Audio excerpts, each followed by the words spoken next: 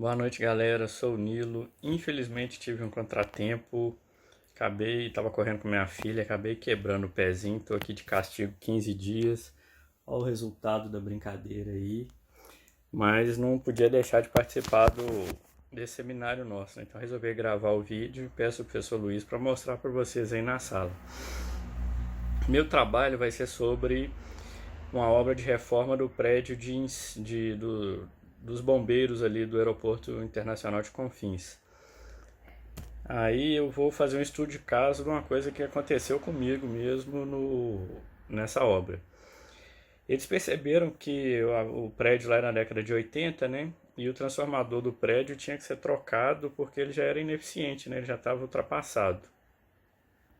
Aí, como já ia haver essa troca do transformador, me pediram para fazer um teste nos cabos para ver a condição dos cabos que levavam energia da subestação até o transformador do prédio. Eu fiz um teste que chama teste de resistência de isolamento. Ele verifica as condições do cabo, como se os cabos estão dentro da norma 5471.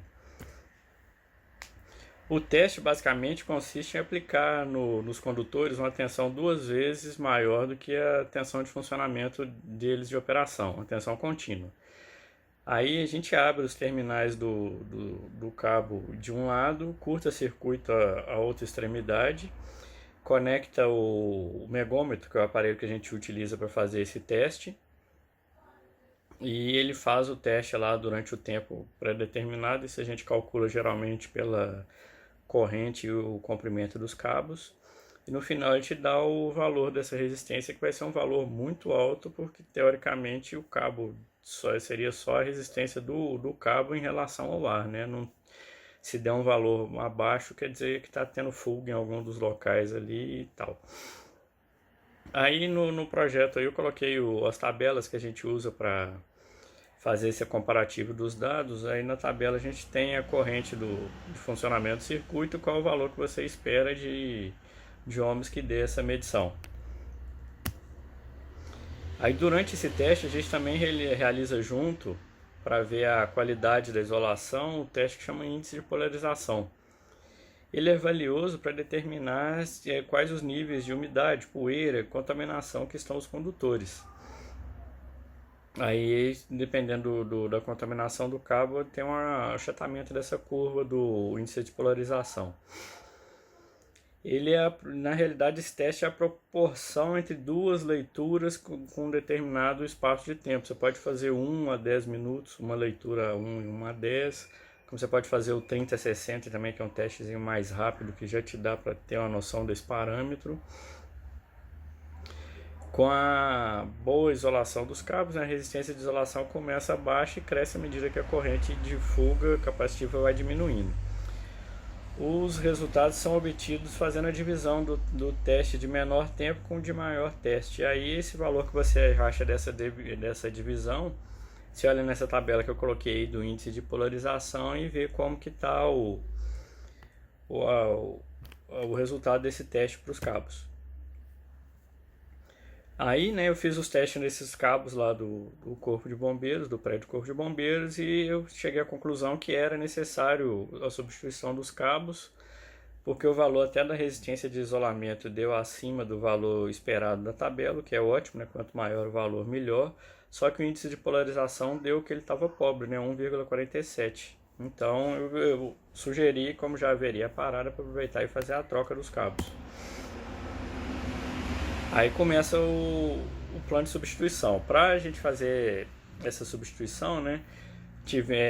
Como se tratava de um aeroporto e não pode parar nada no aeroporto sem um aviso prévio para a ANAC, que é a companhia que regulamenta isso, a gente tinha que passar para a ANAC com 15 dias de antecedência, e tem todo um procedimento que a gente deveria seguir, que é ter um caminhão-pipa no mínimo de 30 mil litros a postos, uma equipe de bombeiros à prontidão caso ocorra alguma emergência, e o máximo de parada do prédio que poderia ser feito seriam 2 horas dele sem estar monitorando os sistemas de incêndio.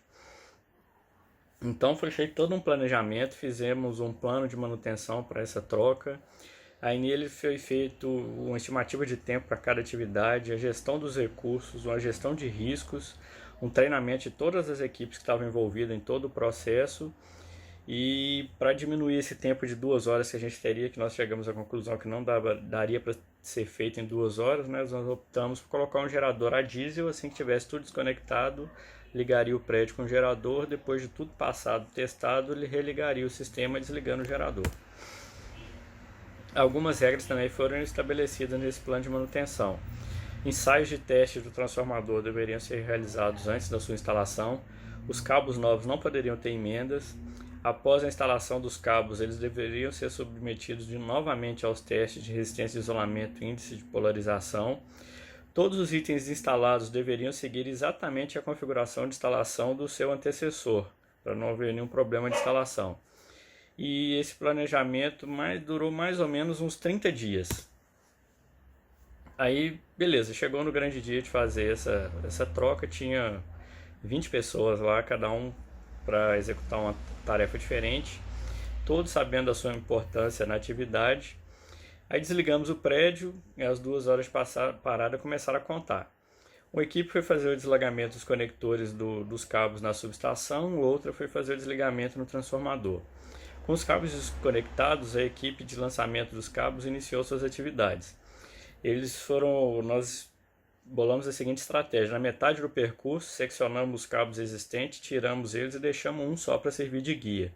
Pegamos o cabo, aí ele foi puxado desse ponto central até a subestação e outra foi passado do ponto central até o transformador. Com isso nós ganhamos tempo na passada dos cabos, que era muito importante para a gente. Enquanto isso, né, a mesma equipe que tinha desligado os cabos do transformador inicia a ligação do gerador já direto para o prédio dos bombeiros. Com os cabos ligados, aí teve o grande problema. Nós descobrimos que o gerador estava com falha e não estava ligando. Aí tentaram fazer ninguém testou ele durante o dia, ele foi testado antes quando chegou e depois ninguém mais ligou. Aí tentaram fazer uma manutenção nele lá e tal, e descobriram que a bomba de combustível dele estava com defeito e não tinha como colocar outra bomba no dia. Esse problema infelizmente não tinha sido planejado, porque ele estava meio que fora da atividade, ninguém pensou no gerador. Aí, como as atividades dos cabos já tinham iniciado, não tinha como parar para esperar um novo gerador. Então começamos a ficar deixamos as atividades correndo e tentando buscar uma solução. Por sorte, uma das empresas que estavam lá com a gente fazendo essas atividades estava com um campo montado, a base montada perto de onde a gente ia mexer. Aí o que nós fizemos? Pegamos os cabos que nós retiramos, ligamos no gerador dessa empresa, no canteiro do gerador dessa empresa, e levamos até o prédio. Foi onde que nós conseguimos continuar as atividades sem parar essa manutenção programada. Aí conseguimos fazer atividades todas, né? No final foi tudo ligado, os cabos testados, tal, foi um sucesso a atividade, apesar desse contratempo, deu tudo certo. Aí eu tiro como base de aprendizado, de conclusão desse trabalho, que mesmo com a manutenção bem planejada, ainda podem acontecer falhas, né?